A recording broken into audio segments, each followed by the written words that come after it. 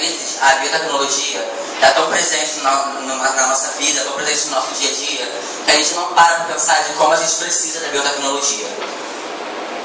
A biotecnologia está presente em grande parte dos alimentos que a gente consome, da nossa roupa, porque nas fibras das nossas roupas tem biotecnologia, e grande parte dos remédios farmacêuticos também. Graças a técnicas de micro-organismos geneticamente modificados, genomas modificados também, é possível a existência da biotecnologia. Bom dia, meu nome é Angela Souza. Bom, estima-se que a população vai crescer 70% até 2050. Então, a biotecnologia vai ter que evoluir para poder suprir as necessidades dos seres humanos. Porém, existem muitas críticas em relação aos alimentos transgênicos, pois eles são considerados não naturais. Então, a Alessandra vai explicar melhor para vocês. É que pesquisadores dizem que quem consome produtos transgênicos tem a maior chance de ter doenças como câncer, doenças sérias do tipo. Mas só que isso é apenas mito, isso não é nada confirmado. Agora eu vou falar um pouco sobre a biotecnologia vegetal. Um dos maiores erros do ser humano é dizer que só consome produtos naturais. Isso é uma coisa que não é verdade, porque grande parte dos produtos que a gente conhece não nasce da forma que a gente geralmente conhece. Não nasce da forma que a gente geralmente adquire no mercado. Eu trouxe como exemplo para vocês um milho, que na imagem 1 é o milho natural, o milho como realmente nasce, e a imagem 2 é o milho após a modificação de gene, que é as espigas de milho como a gente conhece.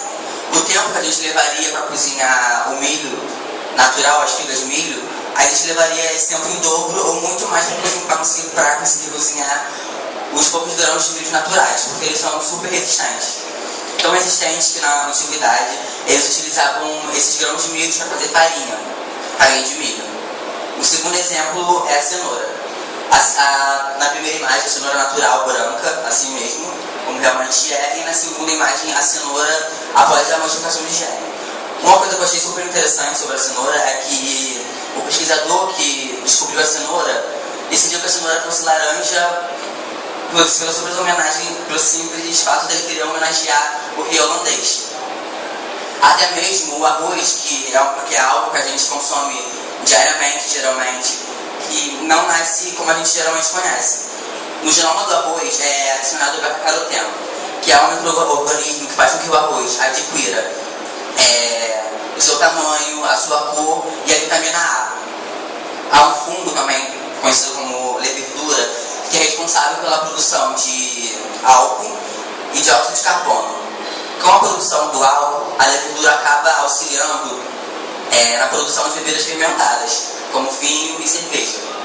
E o dióxido de carbono acaba auxiliando na produção do pão, porque quando o dióxido de carbono se encontra o açúcar, ele faz com que o produto se incha. Isso acontece na massa do pão. A massa do pão acaba se expandindo. Ou seja, a biotecnologia tem como objetivo fazer com que os produtos adquiram suas características, com que os produtos adquiram as vitaminas e que a resistência deles a pragas, bactérias sejam maiores e que a qualidade dos produtos também sejam maiores. E sobre a biotecnologia animal, um dos assuntos mais falados da biotecnologia animal é a clonagem, que acontece da seguinte forma: é retirada uma célula do animal ser clonado e um óvulo de outro animal qualquer. Através de um pulso elétrico, essa célula com DNA, com as características desse animal, vai ser introduzida no interior do óvulo do outro animal.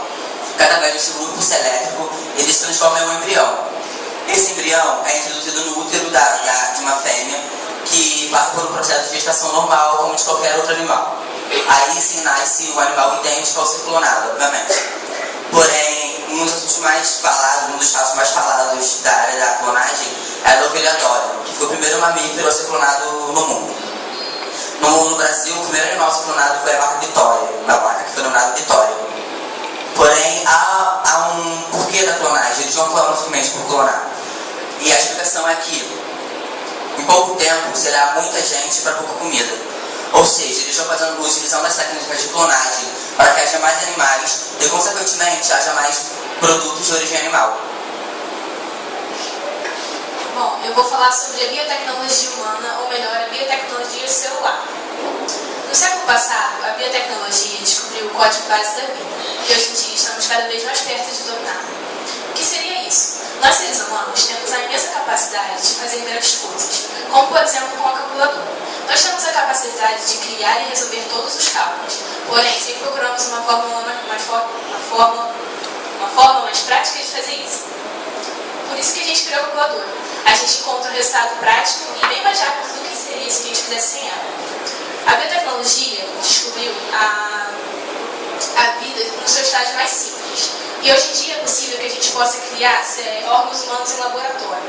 Hoje em dia a gente pode criar tecido humano, como cartilagens, órgãos cada vez mais complexos e até órgãos respiratórios. Bom, a biotecnologia está se focando cada vez mais em pesquisas sobre doenças raras, como por exemplo a imunodeficiência. A imunodeficiência é conhecida como a criança de boca, e a gente vai assistir um vídeo sobre essa pesquisa.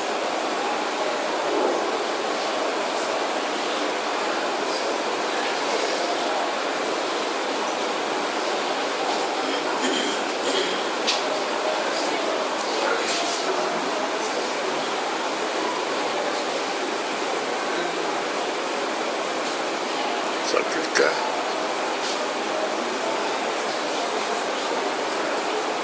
Ele rodou.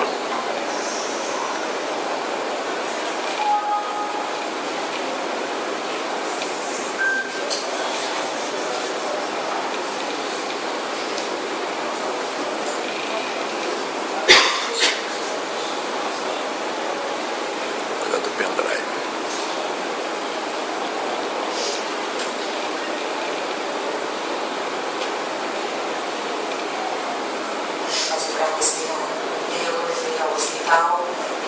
E eles disseram, é algo chamado bronquiolite, e muitas crianças têm isso nessa época do ano. E nós recebemos alguns antibióticos que disseram para casa e retornem se piorar. E piorou muito durante a semana. No final, voltamos ao médico e fomos mandados de volta ao hospital. Então foi assim, nós não saímos do hospital por mais 9 meses. Não conseguiam entender porque ele não estava se recuperando. E fizemos. Ele teve que fazer vários exames. E os exames, gradualmente, ficaram cada vez piores. Quer dizer, eram para doenças piores. Fibrose cística e todas aquelas doenças horríveis.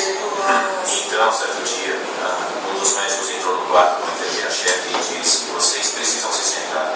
Ele disse: ele tem SCID, imunodeficiência combinada grave. Isso quer dizer que ele simplesmente não tem sistema imunológico. Então, ele não combatia nenhuma infecção, quer fosse bacteriana, virótica ou por fungos. Qualquer uma delas podia matá-lo. Algo precisava ser feito para salvar a vida dele, simplesmente. Bom, esse menino, o nome dele era Alexander e ele tinha imunodeficiência. A imunodeficiência é mais conhecida como a criança da boca. Por quê? Como eu disse no vídeo, a criança pode pegar qualquer doença que venha no vento, ocasionando a morte dela. Porém, a biotecnologia está aqui para isso, para salvar a vida de pessoas que ainda podem trazer grandes coisas e grandes feitos para a nossa população. Bom, seria necessário que fosse implantada a célula-tronco no Alexander, porém, nem sempre encontramos um doador e que essa célula seja aceita pelo corpo do paciente. Bom, o que acontece? A biotecnologia pega as células do paciente e mistura com as células-troncos que são guardadas em laboratório e são devolvidas para o paciente. O Alexander, por exemplo, teve a cura em mais ou menos uma semana e hoje em dia ele vive como uma criança normal. Graças à evolução da informática e a biotecnologia juntas, os supercomputadores foram criados e nos ajudam cada vez mais a melhorar o nosso tipo de vida. Numa capela muito antiga em Barcelona, existe um computador chamado Marinos. Ele é um supercomputador e graças a ele foi possível criarmos pesquisas cada vez mais complexas em relação à ciência. Bom, a biotecnologia pesquisou e se focou no projeto Genoma Humano. Esse projeto foi criado em 1990 com a intenção de criar um mapeamento entre todos os genes humanos e tinha a previsão de conclusão em 15 anos. Em 2003 foi decretado que o projeto foi fechado com sucesso e assim que os seus avanços ajudaram muito evolução da biotecnologia. O que acontece? Não foi feito em um laboratório só, nem em um dia só. Foi utilizado em vários laboratórios, inclusive no Brasil. Graças a essa evolução, a nossa vida cada vez está melhorando mais, de forma que as pessoas possam sobreviver e ter uma qualidade de vida melhor. É como se nós fôssemos telespectadores da dança da vida e hoje em dia estamos cada vez mais perto de poder nos tornarmos coreógrafos ativos dela. Graças à biotecnologia, nós temos aqui nossos alimentos, nossos animais, e tudo cada vez melhor, procurando cada vez mais evoluir.